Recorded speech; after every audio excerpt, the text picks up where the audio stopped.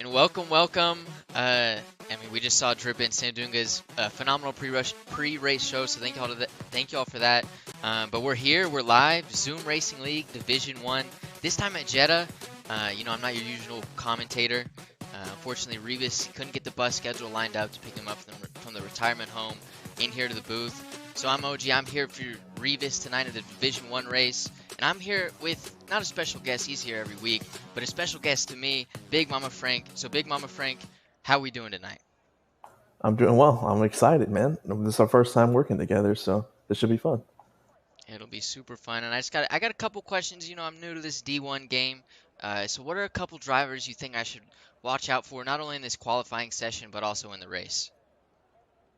Well, the one to look out for is absolutely Travis Robinson. He is the driver's leader right now, and he leads by quite a bit. I think just under 60 points in the driver's standing. So far, Duncan is still in second, so he's holding up his position even with the quali ban last week and just the other issues they've had in qualifying so far this season. But I think it's going to be really difficult for anyone to catch up with Travis. I haven't actually looked at the math, but I'm pretty sure Travis can clinch the drivers' championship within the next two races. We have Razor was leading the championship for a little while, but he's had a few rough weeks, and over the last two races, only scored 2 points, so he's fallen down to fourth. But Ian Krieger has been able to push himself up to third, and he's only 6 points behind Duncan McCamick, so he has an opportunity to pass him in this race, depending on how they finish. But I wouldn't be surprised if it's just another Travis Robinson kind of smoke show this race. That does seem to be kind of the theme. Um, but I'm part of the Honda family, so I have a little bit more information regarding them. And Travis, he's obviously an alien. And so when you go to other games, so you go to ACC, you go to iRacing, you can play the other tracks, right? You can play Imola, you can play Silverstone, Monza, all those. Um, but he hasn't done much practice on this race, on this game, and he's playing other games as well, but you don't get an opportunity to race at this particular track. So I'm curious to see if maybe that lack of experience uh, will hurt him. And obviously he's a freak talent, but these other guys, Ian's probably put in 500 laps of time trial here. Um, if that'll, come into play more at this track than it does at the others. Maybe. I think one thing, though, with this track compared to a lot of tracks is it's pretty easy just in Hmm. terms of just completing the track. Now, going fast, obviously, is a little bit harder, but I found, at least in my experience, learning this track and then learning the pace is quite a bit easier than a lot of other tracks, mainly because most of the track is a lot of higher speed corners. It's not very technical. It's very straightforward. Just brake quickly, get back on the throttle really quickly. The track feels really forgiving in that manner. So I don't think, a lot of inexperience will be too difficult to overcome in this track. Where with this track,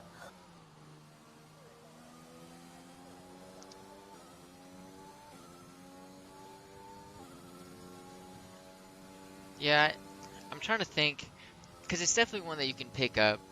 Um, but you did mention going fast, and like these guys though, like Ian is just, especially in qualifying. Maybe the race will be a little bit different, but in qualifying, I'm really excited to see actually what times they put in. Speaking of times, we got Tom Hatcap in the McLaren, race winner in Division One, gonna set our first lap. Um, and he's coming to the end of Sector 3 right now, about to hit the hairpin. And we're gonna see, this kind of gauge how this qualifying session is gonna go. One thing to note, he is on the medium, so add a second or so. And he goes 129.2 on the mediums. Razor invalidated. Is that Joel behind him? Joel invalidated. And so we'll go to Gator next. Gator's going to be the next one to set a legal time. He's on the soft, so this will kind of see how we're going to go for the softs. He goes 128.3. And so they're all going to kind of come in from there. As Duncan goes 127.9. I know he's aiming for a really low 127. I know a lot of these guys are. Jack Fletcher 128.4. Ian 127.1. So that's actually insane. And we'll hop on board with Bob, Eric, as he's known now. Actually, he's diving to the pits, invalidated. So Beamer, relatively new, goes 129.7 on the mediums. Peter Giordano, invalidation. Sandunga, invalidation. A lot of invalidations so far early in this session. Will Graham, first season in Division 1, not going quite how he expected or wanted, but he's going to put it P6, 129 flat. That's not going to be competitive in this session. And so Yeah, we probably won't see any of these medium times stay in the top 10. I think people are just going out just to kind of get a feel for the track. I don't think anyone should have any intentions of starting on mediums just because the alternate strat here just really isn't very strong. Yeah, go ahead. Sorry, my bad. I was going to say, even though there are 3 DRS zones on this track, it doesn't really mean that overtaking really is very easy, because like we saw in the real race earlier today, the best place to overtake is either in the final DRS zone going towards the final turn of the track, or down the pit straight.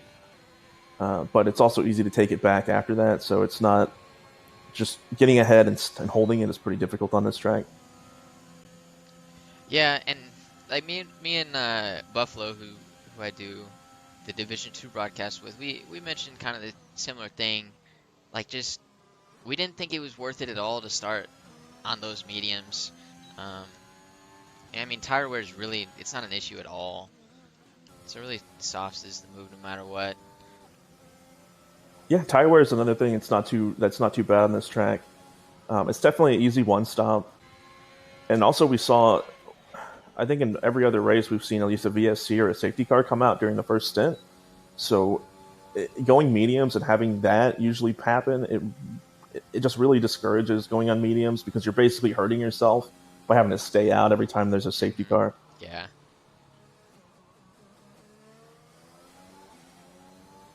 All right, so we've seen 15 people, 14 people set a lap.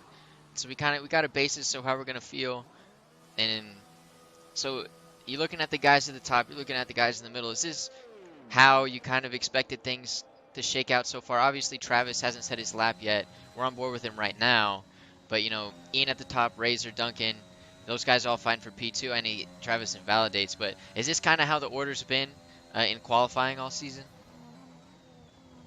Yeah, for the most part, the guys you'd expect to be at the top are at the top. What generally happens is sometimes these race starts can be a bit messy, like any kind of race start can be, and then we'll start to see weird things happen, or just a weirdly timed safety car, and we'll get to see some new people towards the front. But yeah, for the most part, the guys you expect to be fast usually are pretty fast. Yeah, and that 127.1 is super fast. I like to bet. I like to lose money. And so if I were, as Lee Hall touches the wall a little bit, a betting man, I would bet that we get into the 26.8s. That is what I think pole position will be. I don't know who's going to get it. I think there's a couple of drivers, handful I'm thinking of, that could possibly get it. But I think that's the time you kind of are shooting for, is a 26.8 to like almost guarantee pole position. Yeah, I think a 26.8 would definitely get you really close to that, if not just straight up, like you mentioned. One thing to keep in mind with this track is this is one of the few tracks where you'll actually, if you keep your battery just on overtake or on hot lap the entire time, you'll actually run out of battery before you get to the finish line. So because of that, your time trial times will generally always be a little bit faster than any kind of lap you can put on a live circuit. Yeah, I didn't even put that together. I had kind of noticed it, but I don't even know. I didn't put it together that that's how it is.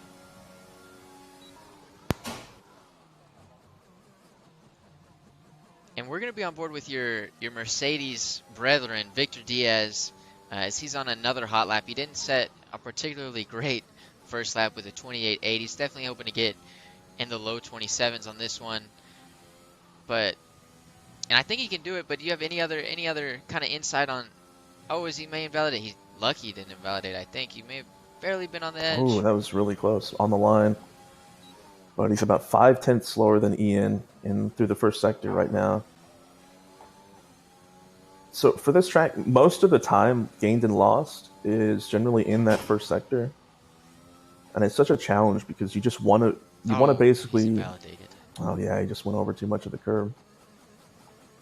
But in the first sector, you basically just want to stay as flat for as long as you can, and then just even not even brake at all after turn three. Yeah, after turn three, and you just want to get on the power as soon as you can and just have the best exit you can after the first sector, so you go into that first DRS zone with the most speed you possibly can. But the problem with that is it's just really hard because if you just angle, if you have just the smallest, if your car's just in the wrong position, just by the smallest amount, then you'll either miss apexes or you'll cook your tires a little bit, and then it's just a really hard sector to nail at the speeds that are required in this game. Yeah. And There's one thing to notice is like the pole lap for the real life race today was a 28.2, and that's even with the track changes. Like I think in the second sector, that last hard turn, they added that really big curb that we saw people have issues with in qualifying yesterday. That in this game you can just drive over like it's not even there. yeah, just absolutely tank it.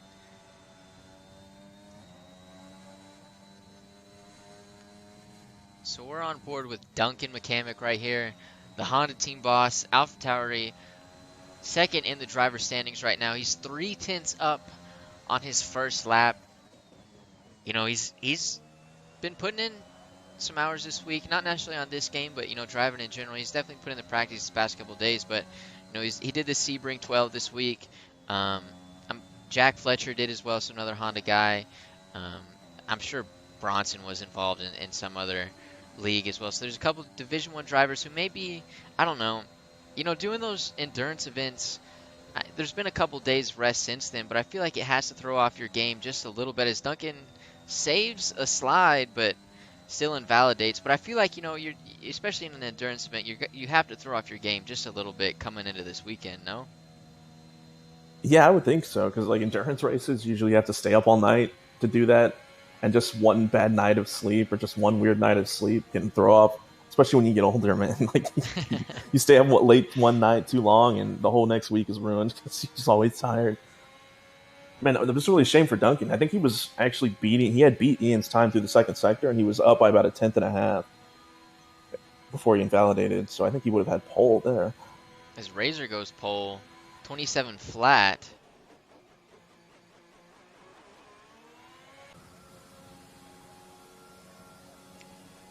And Travis, 27 flat off of not too much practice. That guy is ridiculous.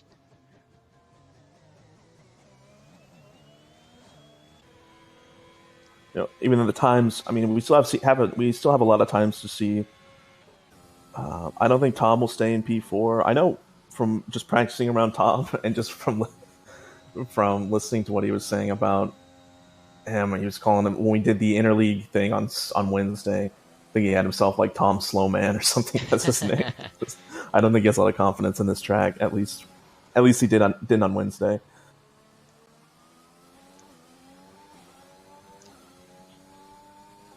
It's Sleek. I didn't even notice. Retired from the session. Didn't even get to set a lap. Yeah, I was going to mention that and I forgot. I saw both the Ferraris coming around the long hairpin at the beginning of the second sector, and it looked like Sleek put himself into the wall and then he retired. But I don't know if he retired on purpose or if the game forced him to retire because his car did drive off on its own. So I don't know what happened there. Weird. Dang, when I'm cycling through these drivers, their onboards, it's like 50-50 chance at an invalidation. So we're going to hop on Jack Fletcher, who is not invalidated. He's coming in through Sector 3. And, you know, he's, what is that, a second and a half off of his teammate. He's definitely trying to lower that gap. We're going to see what kind of time he puts up. He's about 5/10 faster than his previous time through the second sector. So let's see where he's at now. 27.5. So that's really good, respectable time there from Jack Fletcher. Still, you know, half a second off his teammate, but still a great time.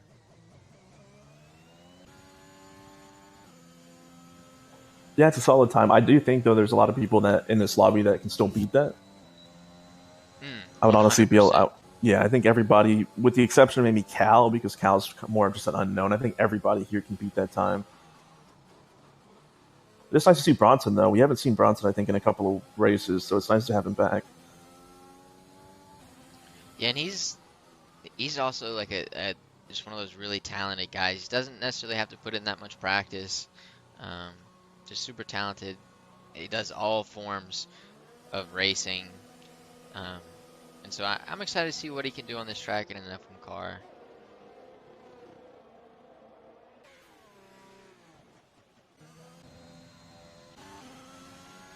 Looks like we have Ian, I believe, yeah, just about to start his final hot lap, it looks like, potentially. So will he put it in the 26s? Oh, a little bit of a lockup going into turn 1. And getting after that turn 1, that turn 2, getting the power down early, it's something I really struggle with. I feel like the car is just about to lose its rear almost every time I really put the power on, but you seem to get it Yeah, a down. lot of the turn 2 stuff, it's about, a lot of it is braking and also just using the full extent of the track. Ian is up about a 100th on his lap, but you do have a little bit of space between the actual line and the wall, so you can go really wide there, and it kind of help you feel a little bit more confident on the power, but you do have to worry about the wall there.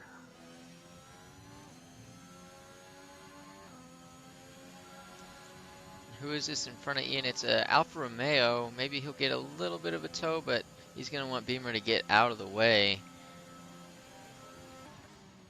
Beamer does just that.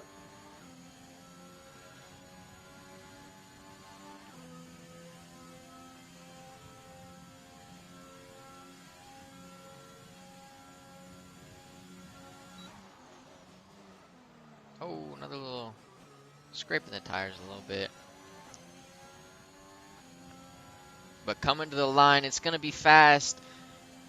It's going to be 26.7, so that is a lap right there. And then one thing, that's crazy. One thing consistent that we've had consistently this season is every time we try to predict where the pole lap's going to be, they always beat it every single time. So you said 26.8, 26.7 there for Ian. What a lap. And Razor's looking to compete with that. He's barely up, not by much though. So we're gonna. Oh, and he touches the wall. So if that's damage, that's no bueno. Yeah. And he invalidates. Yeah, he definitely has damage. That was really understeering. And Travis touches the wall. I'm gonna have to stop, switching to a different driver. Smack the wall. So wow. Who that turn is so tricky because there's not a lot to kind of use as a reference. Everything just kind of looks the same. It's like just repeating signs through the whole turn. So you're just basically try to find the apex as best you can and then get on the power as early as you can and then just try to hug the wall. So it's just really hard to kind of know if you're in the right place when you're going through the corner. And here's your teammate Sandunga coming to the line. 27.5 puts him in top 5 for right now.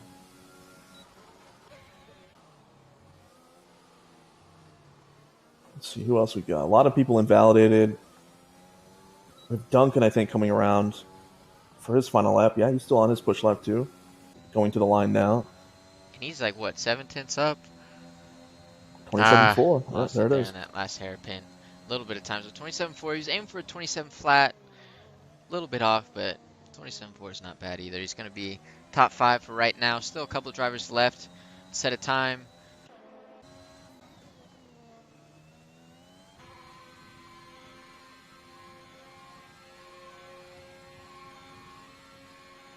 As Eric McNerney is on the mediums, probably just trying to get another, like you said earlier, more of a feel for it, because alternate strategy isn't necessarily what you want to be on. He dives into the pits anyways. Yeah, I think that's it. I think everyone is either invalidated or finished with qualifying, so that's our grid. So yeah, Ian in pole position with a blistering lap, 27, or not 27, 26.7, excuse me. Razor in the 27.27 flat, followed by Travis Robinson, 27.08. So Razor was 27.06. Duggan McCamick a little bit off of that with a 27.4. Mr. Sandunga, 27.5. Jack, Tom, Gator, Damien, and Zebra Strike fill out the top 10. Victor Diaz outside of the top 10 in the Mercedes. Right behind him, the Haas of Will Graham, P12, and Peter Giordano, Mr. Two-Time, only with the 28.1 P13. I was on his onboard, and it felt like every lap I was clicking on him, it was invalidated. So he must have had just weird track issues. Not a great quality for him. Cal in the Aston Martin P14, Beamer P15, and we'll finish that up in a second. Eric Minerni in the Ferrari. So both Ferraris, not a great qualifying, P16 and P19. Joel Guron in the AlphaTauri. He's new to the wheel. So normally, I guarantee you, if he was on the controller, he'd be up there, top 3, no doubt in my mind. So on the wheel is P17, Lee Hall P18, and Sleek P20. So that's it for the qualifying session. We'll catch y'all back for the formation lap for the race start, and we'll see y'all in a little bit.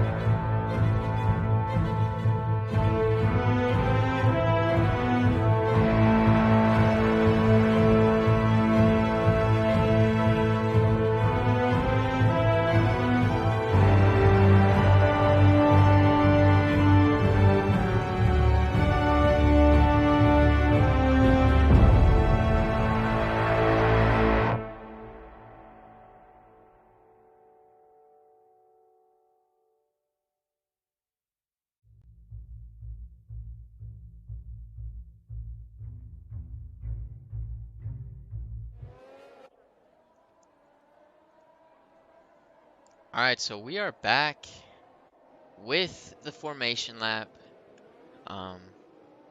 Seen a lot of weird starts. It's very chaotic, this track. Um, so are you predicting any wacky grid shakeups? Not grid shakeups, but, any weird things happening at the start that you're going to go ahead and call your shot, call it right now? Not necessarily at the start, but the start is definitely the best opportunity for it. But turn one on this track is just, in my opinion, it's just terrible. There's just two slow corners like that.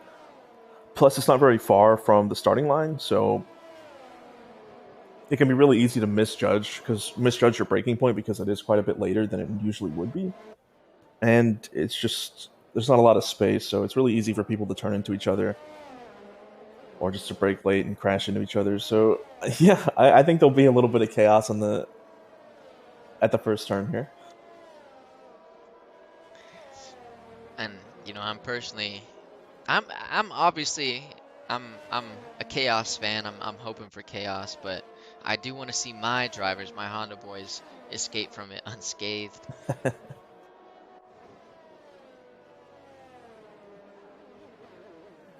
Generally, sometimes some can feel that the formation lineup is kind of pointless.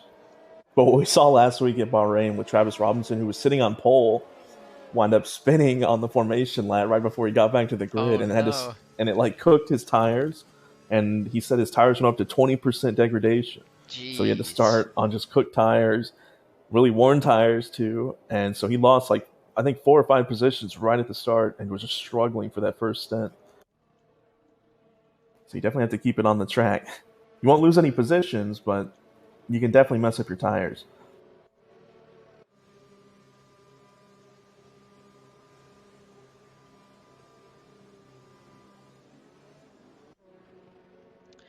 I wish I could control where our cameraman was at, because sometimes he's just in the most terrible position. This is not the best place to It's be. like, man, I want to see it up front. Maybe they'll swap it when it starts. That's what we're hoping for. I got a new camera guy at the front. If not, Oh, there we go. so they're off.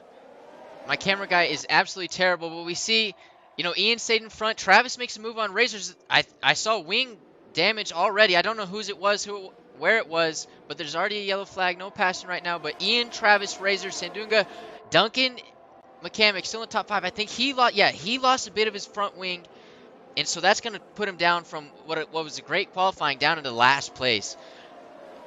Damien Doe, Yeah, what in the world? then we saw Will Graham go around. Damien, I don't know what just happened with him. I think he went around and missed the corner, so that was unlucky.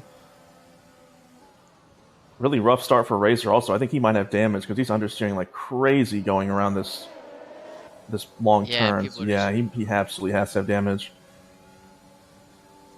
So yeah, maybe they collide. They were the two that collided with each other. I really don't know. But that's after a great. I don't even know where that came from. But after a great qualifying session, they're already on the back foot. But things can change fast here. We have seen that both in the real race, in these past couple races last season as well. Yeah, all it takes is one safety car to put you back in kind of contention with everyone else. When you pit with damage, you're going to lose a ton of time, but you do have the opportunity to make up that time whenever a safety car comes. So just because they're in a bad spot now doesn't necessarily mean their race is over. And Travis and Ian fighting into turn 1. Ian stays ahead, but Travis was definitely looking at it. He's going to continue on. This fight's going to last maybe the entire race. It's going to be a great battle. And all of Division 1 is so close. Like, it's kind of freaky. There's a small gap between Jack Fletcher and Travis Robinson now. I think Mr. Sandunga struggled a little bit in the second sector on the first lap, so he lost a bit of time. But it looks like Jack is starting to kind of close that up a bit.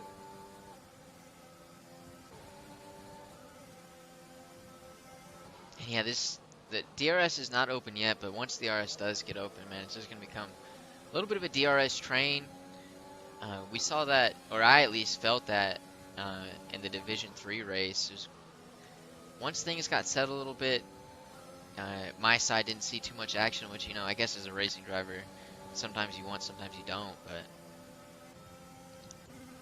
well, I mean, that's why we play this game in particular instead of spending all our time playing like iRacing or ACC. Is this kind of gives us a little bit more action and a little bit more straightforward strategy. So, and Damien making a move on Victor. 2 Mercedes-powered cars. One is in the Williams, one is in the Mercedes. And Damien makes the move. But Victor is on the alternate strategies, on the mediums. And Travis gets the fastest lap from Ian. We're going to see he's going to go on the inside again. And this time, he gets ahead of Ian. So now it's Ian in second place, right behind Travis Robinson. Jack Fletcher in the Red Bull in P3, Mr. doing a P4, and McLaren of Tom, P5. Yeah, so it's looking like we're going to have a 7-car DRS train from the lead here. But that was kind of an example of what I mean about the first 2 turns. After Travis got Ian in the first corner, there's nowhere for him to go and try to leave space for Ian because there's a wall there. And so it looked like he kind of tapped Ian on his front wing a little bit. So hopefully there's no damage there. But it's really hard to race with space and very cleanly on this track just because there's no space. Yeah. And there really is no space. It's just so tight.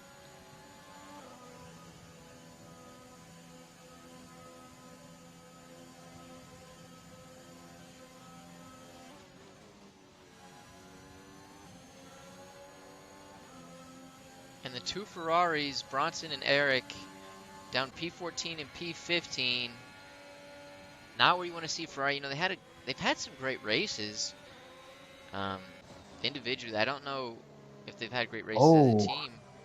Bronson Stafford just spun and broke his wing. Well, I should probably stop talking about it. Great timing. Man, he's just stuck on the track. He just cannot get around. I feel like that's got to be a safety car. And so there's Duncan, Razor, and what is that, Zebra? Yeah. All coming up on him. The nice thing, though, is that what kind of sort of helps these back markers, the guys that had to pit early, is that they all had to go. There was at least more than one who had to go back in, so at least they can kind of DRS hop themselves back towards the grid instead of just driving in clean air by yourself. So that's a small bonus. Yeah, that is. They can get that DRS training, keep moving forward as long as they play in tandem with one another. It looks like Bronson retired in the pits, so his race is done. That's gotta suck. You know, you're only in lap 3. It's demoralizing.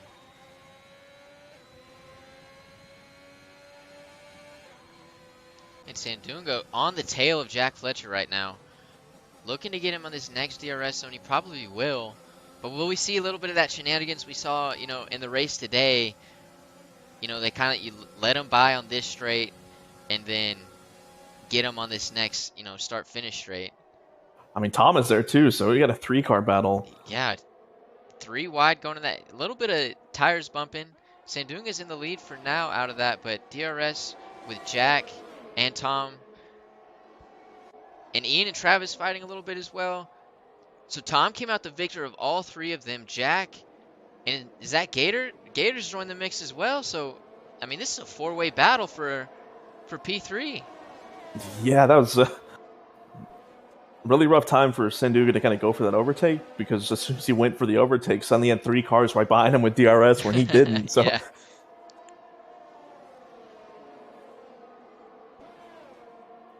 Man, that 4-car battle created such a big gap. Now Travis and Ian are just driving off into the sunset.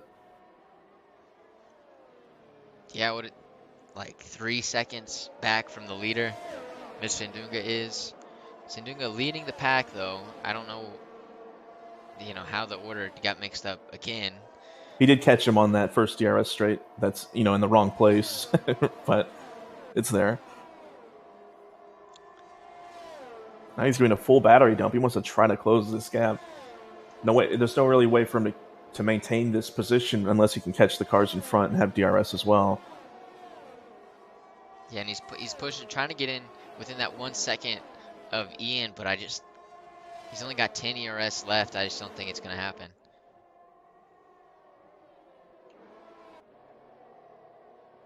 And Damien and Victor have been battling, 5 laps of battles between Damien and Victor so far. Losing a ton of time also, just like we mentioned with the pack in front of them. That's the struggle with this track is if you battle too hard, man, you're going to lose so much time, and you're so reliant on the DRS just to maintain pace with the cars in front. If you don't have that, just leave yourselves vulnerable to the cars behind you. It is producing some great racing, though. They're falling back, but I don't care. They're racing hard. They're racing well. And, Victor and Damien just basically went side by side almost through the first sector entirely. And we're going to see what they can do through the second sector as well, as, Damien doesn't get the position he wanted. And we're going to hop on board with Jack now, as he just lost position to Tom. Let's see. And so Jack's fallen back just a little bit. 8 tenths back from Tom. And Gator they must have had an incident, I think, with Sandunga, or with each other, because Sandunga is 2 seconds ahead now. Yeah, it's possible. We may have missed it as we were talking there. Will Graham went around again, so he's having a rough race so far. I feel like no disrespect Will Graham, but I feel like this happens. I feel like I'm rooting for him in quali, and he's doing well, and then just a little slip up in the race. I think these Haas cars are cursed. I think they are. I really do. There is the kind of the fact that the Haas cars would generally be the guys that are drafted the lowest, or towards the back, not necessarily the lowest, but it just seemed like everyone who drives the Haas car just has so many issues with incidents and just mistakes, things like that. Just the Haas cars just cannot catch a break. I think in every league, most DNFs are always the Haas cars by some weird reason. Yeah, I mean, but then then you see like Gator up there proving him wrong. He's definitely the exception though, up in the P5. But I do think Jack did have damage as he went into the pits that lap, and Tom is caught back up to Sandunga. With the help of DRS from him and Gator, they're back up, and so we'll see how they can do it. But what is the gap to the leader right now? It's 4 seconds from P3 to P1. Travis and Ian, they've kind of stayed in formation these last 4 laps or so. And once again, Damien going to make that move on Victor, with Beamer right behind him. And a lot more people started on the mediums than I was expecting. But I mean, so far no safety car, so it hasn't. It does look a little bit skewed because a lot of people had to pit because of damage, and all of them put on mediums. And they will go to the end. They'll go to the end, but they won't feel very good. No, they won't. Assuming there's no other safety car, they will go to the end. They won't feel good, but they can make it.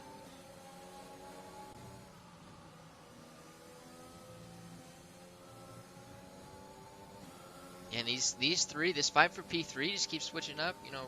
One lap it's Gator, one lap it's Tom, one lap it's Sandunga. This lap it's Tom, followed by Gator, followed by Sandunga. And yeah, this DRS, it does switch things up. But they tend to stay in their pods, that little DRS train. They stay in their pods and they just kind of mix the order around for 25 laps, it feels like. Yeah, when a gap is created like that, like what we see, then it gives opportunity. Someone always is kind of left out to dry because one of these people in these trains won't have DRS. If it was just one person leading a giant train, then what we would see is generally a lot less overtaking, especially at the lead. We'd kind of see what we'd be seeing between Ian and Travis, where everyone is just kind of sitting on their battery as best they can and just waiting for the opportune moment to go, or just try to beat people through strategy. But since we do have these big gaps between all of these little packs, it does create a little bit more opportunity for people to overtake because there's less danger of being attacked from behind or just running into people in front of you. As Tom dove into the pits for that one. So, yeah, so you pit around lap 10. Do you think, what do you think the ideal lap is? Obviously, everything is so situational, but you think lap 9 you think that was the perfect time for Tom in the McLaren to pit as Damien's retired? No, he was having a great race. Safety car, uh-oh. Oh. We have the potential here for Tom and Jack Fletcher to benefit quite nicely from that because they just pit. But at the same time, actually, no, they'd be the ones to lose out on this one, I think. Yeah. It looked like just from Jack's onboard, in that little right-hander, if you too early on the throttle, it's so easy, too early or too hard, to just really flip that car around. Especially, it's also setup dependent, I think, but. A lot of it also is just like, if you have one bad corner, one little bit of oversteer, a little bit too much throttle, what happens is your tire temps will just go up by just a few extra degrees more than you're used to. And then you'll try to take a corner like you normally do, and then because of the nature of this track where most of the corners, it's just small braking, a little shift on the steering, and then back on the throttle as hard as you can. It's really easy just to lose your rears and just kind of lose your race at the same time. Yeah.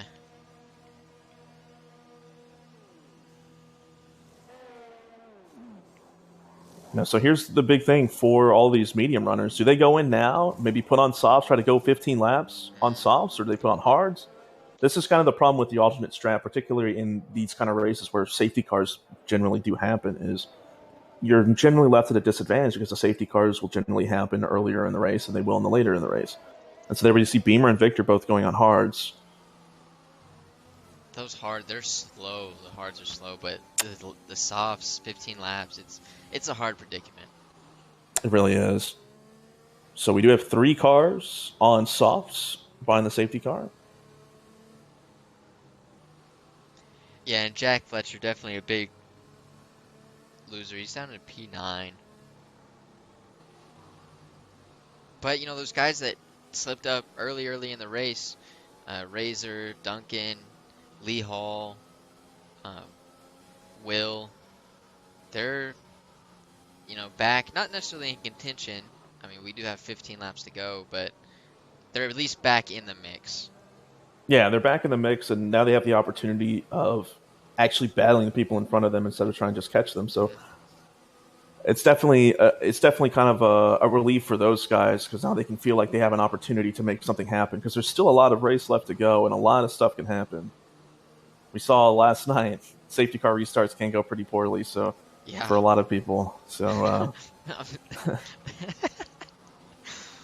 yeah, a lot of people, maybe named Big Mama Frank. Never know. yeah, we don't really we don't have to relive that, but. If I had a replay, dude, if this was more intuitive, if I had a replay to throw up, I totally would. I think it'd be awesome, but unfortunately for me, maybe fortunately for you, I don't have that capability right now. But if you look down, at the order right now, Mr. Sandunga is followed by a McLaren, and Victor is followed by an Alpine. So no Alpha Towers here to hurt them today. Those guys are more towards the back, P12 and P15. But Travis Robinson, we're going to do what? Oh, who's that is that Zebra? Zebra, our new Division 4 admin, holding up the safety car. Super far back. It may even go on without him once everyone catches up. He's really far away. Yeah, it'll probably do this last lap and then go in after this. Is my guess. Now I'm curious to see how our kind of second tier or second class of DRS train that we were seeing between Jason Pelter, Mr. Sandunga, and Tom, if they can maintain, the DRS gap to Travis and Ian because they were just running away from everybody before the safety car. I don't know. I definitely think it'll be interesting to see how all these DRS trains mix up, how each little pod kind of interacts with each other, because it's all out the window now. Everyone's a little bit different. I think you gotta drive smart, drive in tandem with each other until the last lap or two, and then really duke it out. Otherwise, the people in front of you will run away, and people behind you will catch up. So you gotta play smart, but I'm interested. Also curious about how Beamer and Victor are gonna handle these hards. The only time I've used hard so far this season was at France, and one thing I noticed whenever we were restarting the race after the safety car was trying to put temperatures into those things. You basically have to start 2 laps before the safety car goes in. Yeah, jeez. If you want to be able to be competitive at the start or at the restart. So they do have a number of soft runners behind them, and Jack is still on those mediums. So it's going to be rough to hold everyone up at the start because it's just going to take a while for those race pace deltas to kind of, even out. Because the hards will definitely be slower than every other tire here for, I would say, at least the next 10 laps. And is safety car in this lap? No, we would already see a notification, so they'll have one more full lap. That's disappointing.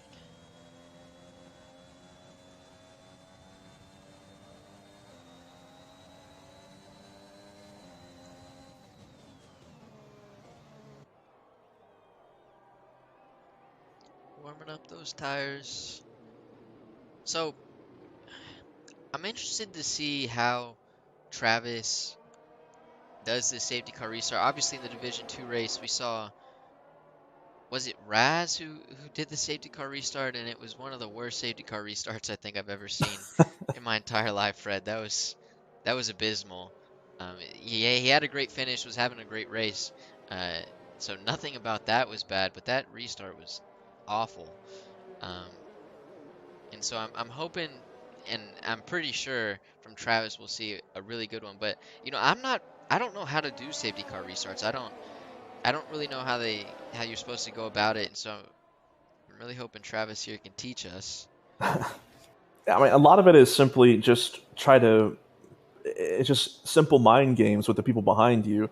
So you just basically try to get yourself in a quick little rhythm, make sure your tires are up to temp, and then at that point you just watch to see what the guy behind you is doing, and then you just try to go as soon as you have the best opportunity. Because what you'll see a lot of the times is there's always a lag. So if you speed up a little bit and slow down, there's always a little bit of lag between the reactions and the car, responding to his reactions. So there'll always be a little bit of lag where you speed up, slow down. They'll have to speed up and slow down also. So if you can catch them as they're slowing down with the throttle, you can. That's usually how you try to get them.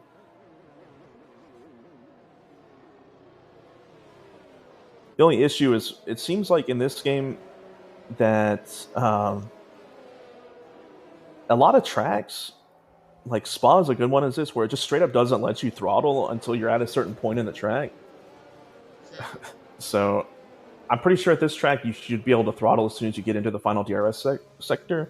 Like a track like Spa, it won't let you actually get on the throttle as the lead car until after the bus stop chicane. So it's really weird, and it feels really weird for the people behind. So a lot of people wind up spinning because it disables your throttle, and then it gives it to you back at weird times, and you may have way too much throttle, and you just might go flying. So. Well, let's see how they do it here. And Travis is off. Someone dove over to the pits. Ian's still pretty close behind him. Gator right behind him. He's not going to be close enough to go for a dive bomb, but, that was a relatively clean restart from everyone, all things considered.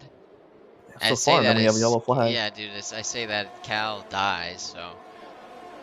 Dude, unreal, dude. I think Beamer actually broke his wing trying to warm up his tires. I saw him go wide in the last sector, so he must have just had to go into the pits. Either that or he just really didn't like those softs. Or those hards, excuse me. I think Joel Garon has damage also. He's going really slow.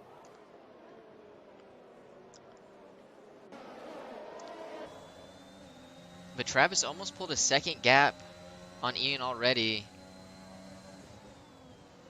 Will he be able to keep it for once DRS opens? I don't know. And Eric in the Ferrari, formerly known as Bob Blah Blah, he's really benefited from this safety car, from the restart. He's on the softs, so they may be hurting towards the end, but they were down in what, like P17, P15, up into P8, right behind Jack Fletcher and Victor Diaz. And so he's in a phenomenal spot, hoping to take advantage of this opportunity given to him. Now we see Pierre Giordano all the way up to 4th place. And he's on those softs, so he has a really good opportunity here. If he can get past Jason Pelter here, he can probably start gapping towards the leaders. Yeah, Mr. Two-Time, I doubted him in qualifying. He didn't have a great quali, but, he made some moves stick on Gator right there for now, and he's going to go off on those softs. They're just so grippy, especially compared to the mediums. This is what I mean with why this turn 2 is just such a really hard corner, is he tries to give space for Peter, but it leaves the door open for Mr. Sandunga just to take the place, because once you leave a little bit of space, you just left out to drive for the entire rest of the little section. So it's a really frustrating part of the track to have to try to deal with. As Eric, makes an awesome move on. There's no other way to describe that. He went around like it, just really quick, just flicked his wheel, made the move on Victor. That was a phenomenal move. He's on the softs. I and Jack Fletcher looking at him like he's food right now. And he's gonna get it. I believe they're gonna go. And yeah, Jack kind of lets him by a little bit. Doesn't want any contact between that turn. Like he is on the same strategy as Peter, so he does have those fresh softs, so he definitely has the advantage. And dang, here comes Tom flying past Victor and going at Jack now too. And Tom's also on the medium, so you wouldn't expect it to be that crazy. But Victor is on the hards. But when do you think, or do you think, the advantage on these softs has, around what lap do you think that the advantage is going to lean back into the medium side? It probably won't be until after lap 20, because these tires, they were able to just kind of coast around on the safety car, so they're not as old as they definitely look. or they definitely appear when we look at the number of tires or the number of laps on each tire. But I think they'll probably stay competitive until probably towards the end of the race. But probably in the last 2 or 3 laps when the mediums should have better pace. Just this track just doesn't have the sort of tire degradation that you see in other tracks. So I think Victor Diaz what's going on there? has damage or something because he just kind of let everyone by. Yeah, I have no idea what's going on with Victor Diaz. If anyone in the Mercedes garage has any info, let us know. And Will had a little bit of an off track right there. Super bizarre. Well, yeah, Travis Robinson did pick up a penalty, so he's at 3 seconds now. So that's huge. Like, not only for Ian, but also for Peter. If they can get within that, let's see, if Peter's 3.1 seconds back to Travis right now, and if he can get within and stay within 3 seconds, then, that drops Travis quite a bit. Yeah, and we've already seen Peter kind of close about a second off of the gap that he had between he and Ian, so I'm sure what we'll start to see is once Peter does close the gap to Ian, they'll probably start working together to try to catch Travis so they can secure their place at the top of the order. Really big gap, though, between Mr. Sandunga and Eric McNerney so far, so he's in a really nice spot, even though he does have the penalty.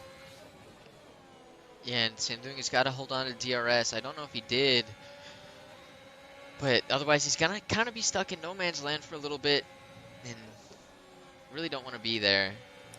Yeah, especially when you have a guy with, an easier set of tires on. Yeah.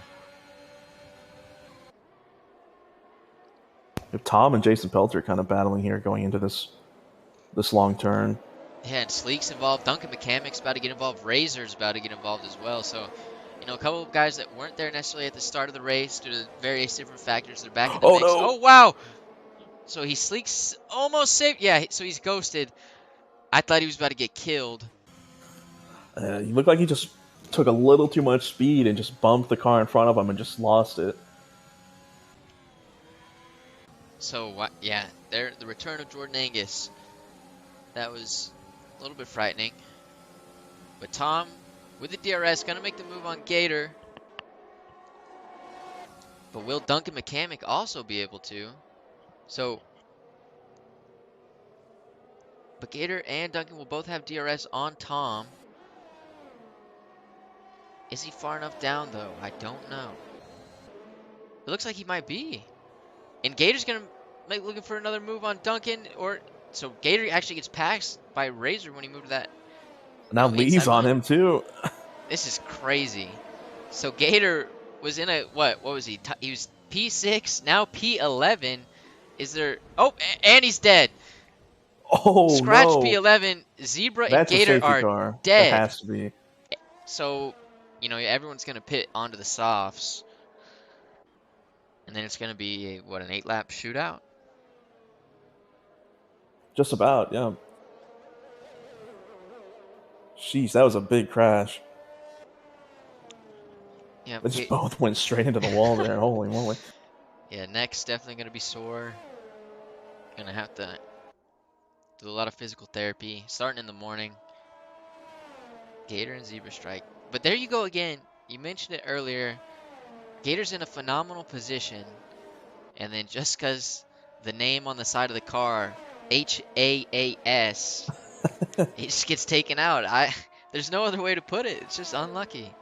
I mean, it's also the same thing as what we mentioned before. Is turn 2, he left some space because he had to, and then he gives up position to 2 more cars. Yeah, it's just it's just a hard place to race around. So Travis stays out. Everyone stays out. That's surprising. I know the leaders are just worried about coming out behind those guys, the pack behind them, but that should trigger everyone else coming in. And so Eric, sorry, I keep calling you Bob. Eric got spinning in the pits, but we know it's bugged, so you don't know the validity of it. But he's going to come in for fresh softs. I'm surprised Peter didn't go in for fresh softs. Yeah, I am too, but I think I think at this point, because Travis has the penalty and he's with his teammate here, I think they feel they have a better opportunity to get that 1-2 here if he stays out. If he goes in, then he may not have another set of softs available because he may have used 2 in qualifying. That is true. He did invalidate twice. But I don't know. We just saw in the race last night. You know, obviously Garrett did get damaged, so you can say my anecdote's a little bit skewed or whatever. But you know, Garrett stayed out, and he stayed out because he had that 5-second penalty that he was going to have to serve. So he was going to come back even further than he was supposed to. Yeah. But he stayed out, and those soft runners just abused him. Yeah, the situation was kind of rough because the 3 cars behind him that were also on older mediums all got damaged at the safety car restart. So it did give the new tire runners a little bit of, a little bit of an easier opportunity because they didn't have those cars to overtake. But yeah, you're right. At this point in the race, when you have these old tires, particularly guys like Peter, it's going to be rough. It's going to be hard to keep all the soft runners behind. But they do have a lot of cars to kind of get through to kind of get to Travis as long as he maintains his position. And there could be a scenario where those soft runners just cannibalize each other, battling it out with one another, that they, fail to get any closer to the front runners. That's a possibility as well. I don't necessarily think it'll happen, but it definitely is because we've already seen some pretty wild, almost 4 wide shenanigans going into turn 1. So that's definitely that's definitely something we can see here, and we may just see more people running into each other and breaking their wings also. So who knows where the grid's going to be when the safety car restarts.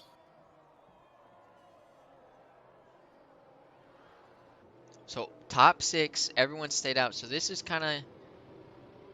where we're going to see Eric, Duncan, and Razor all on fresh. Will, Jack, Victor, Sleek, Beamer, and Joel all on the fresh softs as well. So from 7 down, looking at brand new tires, looking at new opportunities. From 6 up, just looking to defend like crazy. That was some weird lag there. You saw that on the broadcast. Saw Peter flying to the back of Ian.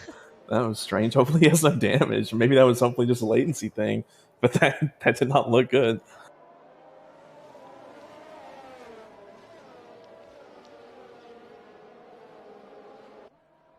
I think Peter may have paused the game and his AI may have drove into the back of Ian. No.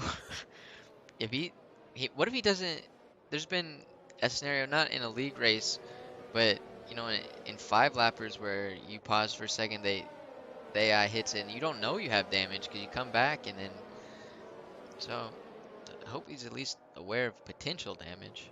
The weird things can happen when you try to pause in an online race because it usually creates some kind of desync issue. And sometimes what you'll see is somebody will just like go flying off into some sunset, and then they'll reappear in front of you because they all they did was press start.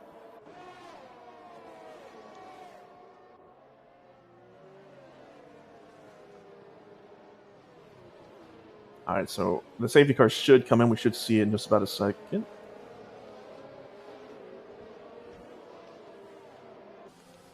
There it is. Okay, I was about to say that was really late, but I'll take it. All right, so here's where the fiesta begins. Yeah, we're going to see how it turns out. We'll be on board with Sandunga. I actually will be on board with Peter for right now. See if the moment Travis makes his launch, trying to find the right spot, and he goes in a little bit of wheel spin. So Travis definitely had he picked the right spot. Ian won't be able to contest him coming in here, but there's a Haas going in there trying to make a move. Tom makes a move on Lee. Duncan makes a move on Eric. So Lee's up into P5, Duncan's up into P6, Tom P6, Eric P8, and everyone's all over the place right now. Yeah, Jack people Fletcher all over the place, but I think relatively speaking, that was probably the cleanest turn 1 we've seen. Yeah. But Travis already has a 1.1 second gap to Ian, and so the 2 Alpines are going to have to work together to fend off the wave. If the wave ever comes, the wave has to get through Lee Hall, Sandunga, and Tom first. Things are really, really tight in the back over here with these soft runners. Yeah. And they got to work together. Yeah, they're going side to side in these tight, tight corners. That Yeah, one right Razor there. and Oh my Eric. jeez. Eric had to cut the corner. He had to. And now Jack Fletcher's on his tail. Jack Fletcher's, has that time penalty. But yeah, jeez.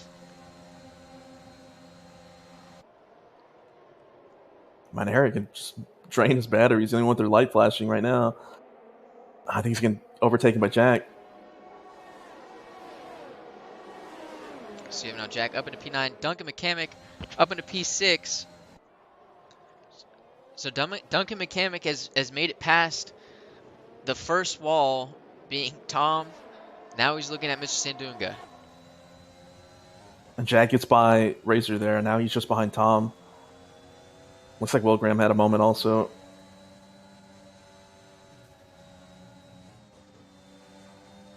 So Duncan easily able to follow Mr. Sandunga, but he doesn't get quite the exit he needs after the S's, after he followed him relatively well. Yeah, Lee and Mr. Sandunga are in a lot of trouble here from Duncan. The tire difference is going to be really significant. And Lee Hall picks up a 3-second penalty, which is huge, because now he has 6 seconds worth of penalties.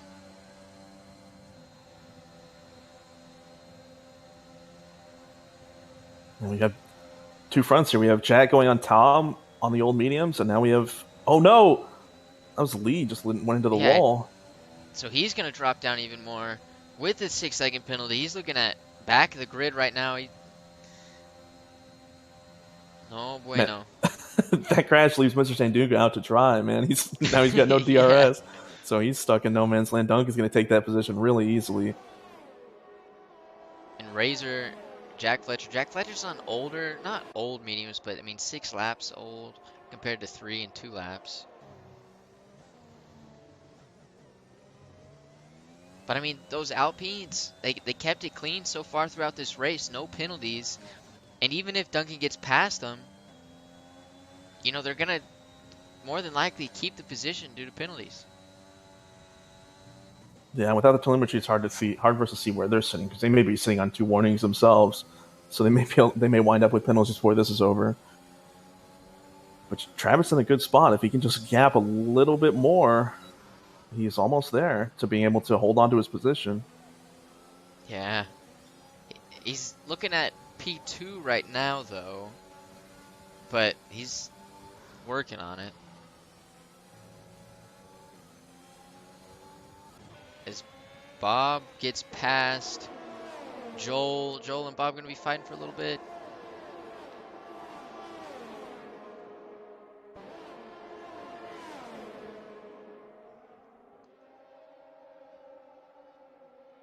Yeah, and Mr. Sandunga, out. He's out to dry, as you said. Jack Fletcher's going to pass him here.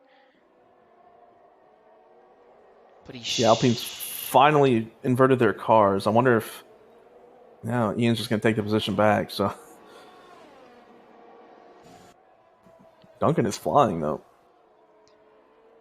I think he's going to be in DRS before the end of this lap with his pace right now. He may get there by the end of the sector. And he's got to get a move on. He's got 3 laps left. There he is. He's inside the DRS, so he'll be able to attack them on this lap.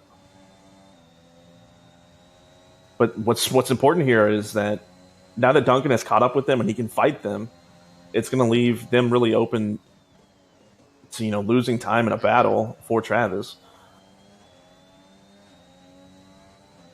And maybe, as you said, we don't know what they're on, what warnings they're on, but if you can pressure one of them into making just not even a real mistake, just a tiny little slip up.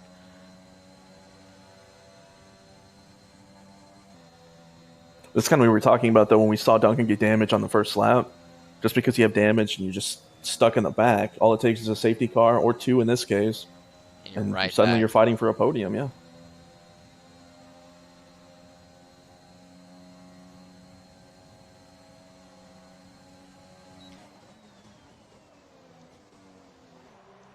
Oh, these Alpines are going so slow. That was such a terrible way to do that. A little bit of contact. What the? What in the Whew. world? I know Duncan's hot about that right now.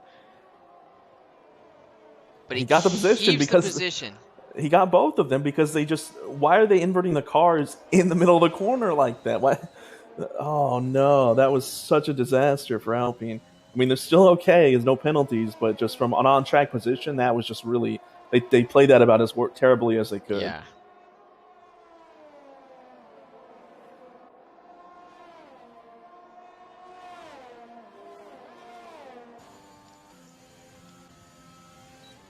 Now Duncan's already gapping Ian a bit, so he may be able to pull out. Yeah, he looks like he's going to be able to hold that gap. So Ian without DRS, he's got 2 laps left. He's 2.7 to Travis. So Travis needs to pull 3 tenths. Oh, it's going to be close.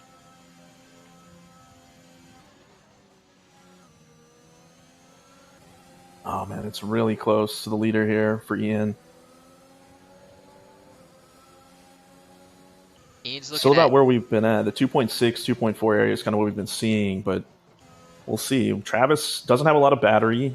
Ian has even less. Yeah. Peter has even less. Duncan has even less.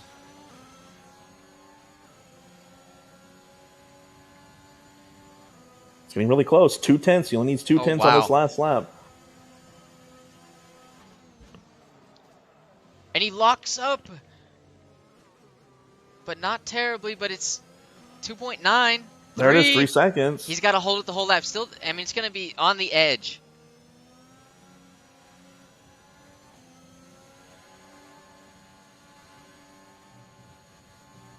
He still has a battery advantage, so when he gets on the straight, he'll be able to put it down.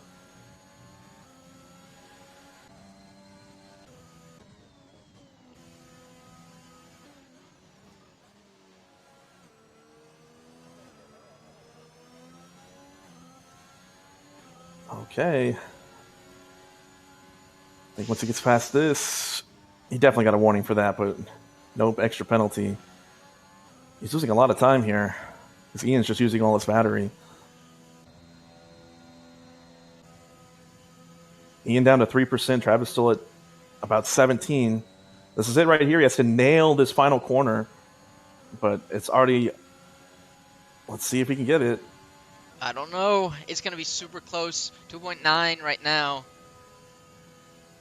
He has to nail this perfectly. And Ian's got to mess it up a little bit. I don't think he did. It's going to be really close. On-track winner is Travis.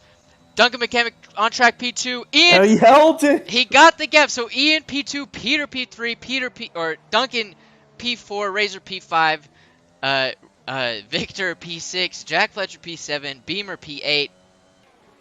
Wow, Zendunga 9, Sleek 10, Tom 11 after a phenomenal race. You hate to see him finish down there in 11th. Joel P12, Eric P13. Also a great safety car restart until the end. Everyone's just fighting with each other. Things happen. Will Graham and Lee Hall 14 and 15. So literally like he just got the better exit out of that final hairpin. And wow, that was crazy. That was insane.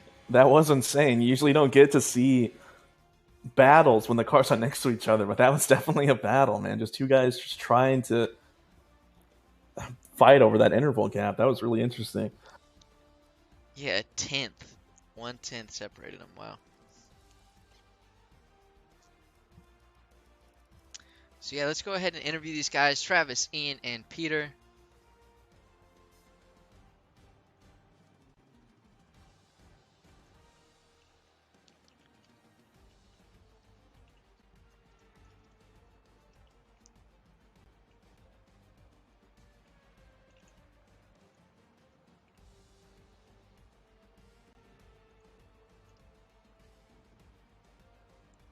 Yeah, what a race. So we'll go ahead. We'll pull in Mr. Two-Time, Peter Giordano. What up, Peter? What's up, boys? I mean, after a rather disappointing qualifying, you've turned it around complete 180 in the race and got a P3. So, walk us through the race. First walk us through the qualifying and then how you approach the race from the back. So qualifying, my first lap I invalidated, so I was like, all right, I'll just cool down for the rest of the lap and then go again. But then the next one, I had a huge frame drop, and I invalidated again because of that. So then I was like, all right, I'll rush to the pits. I'll still be able to get 2 laps in. But then on my third lap, I guess I just timed it wrong. I thought I had more of a gap to the guy in front of me, but I don't know. Maybe he slowed down a lot before starting his lap, or maybe I sped up. Who knows? But I ended up just catching him during my hot lap, so I had to throw that away. And then the only actual lap I got in, I made a big mistake in sector 1. So, a bit unfortunate.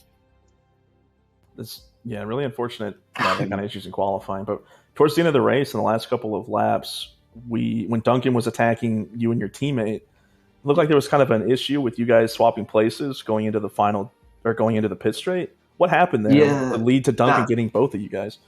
That was just miscommunication. We weren't sure whether or not we wanted to swap positions and tow each other, or if we wanted to just hold and maybe like me behind, I'd try to slow down Duncan as best as I could. But yeah, that was just miscommunication there. Unfortunate, especially since Ian could have gotten the win.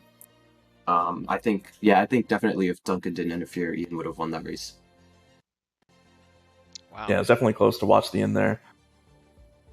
Yeah, well, I mean, great race. Like once again, proving why you're Mr. 2 times. So great race. Okay, qualifying, but yeah, great race, and we'll see you next week, Peter. Yeah, thank you guys. See you. And now we'll pull in P2, Ian Krieger. Ian. Hello? I mean, you had one of the fastest laps I've seen in qualifying. Started on pole position. Unfortunately, did not get the win, but barely. What do you think caused you to have not as much pace in the race compared to qualifying? Yeah, completely honest, my race pace is not as good as my qualifying pace. So I was just trying to stick with Travis the whole time. When we asked your teammate about this, but in the last few laps, there was an issue where Duncan was attacking you guys, and you guys swapped positions going into the pit straight. What happened there?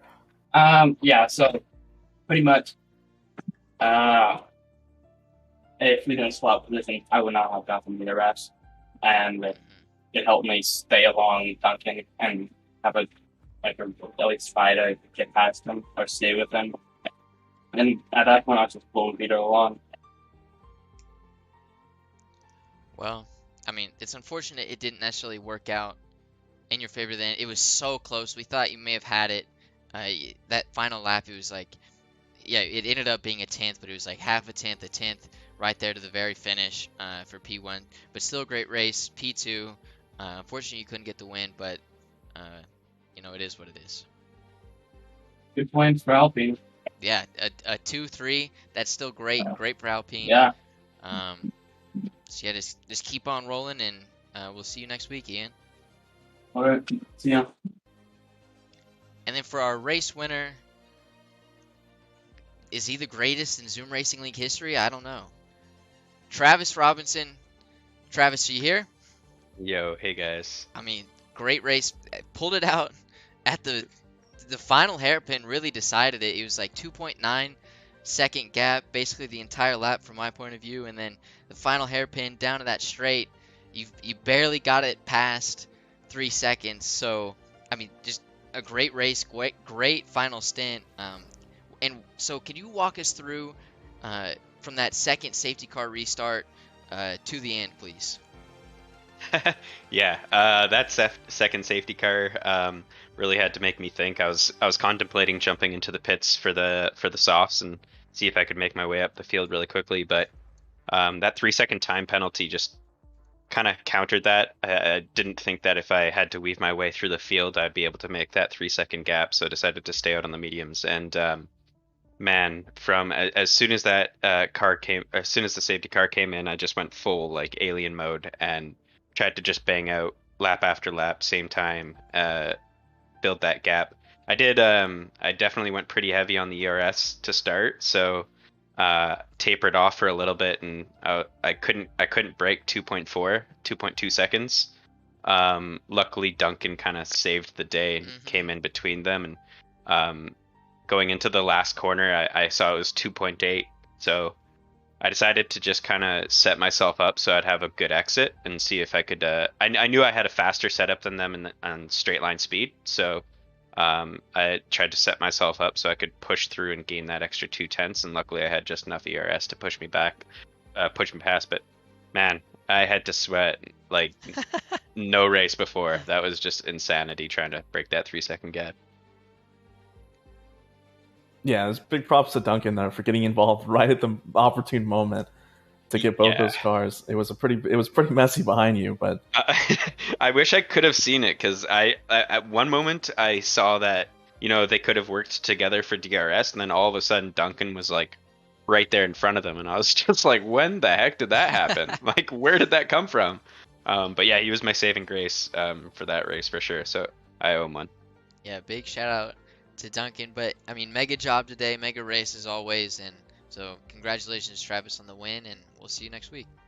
Yeah, thanks so much, guys. Take care.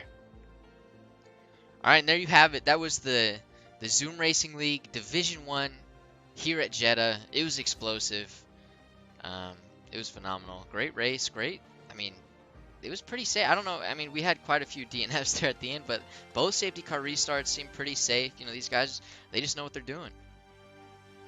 yeah, definitely, they definitely can race a little bit cleaner than the guys in the divisions below them, and I mean that's why they're Division 1, you know, because they're the most competent drivers. But I mean, there you had it. You saw what it was. Go ahead, like and subscribe. Tune in next Sunday, 7 p.m. Central Time, 8 p.m. Eastern Time, where we will be in the United States. So looking forward to seeing y'all there, and we'll catch y'all later.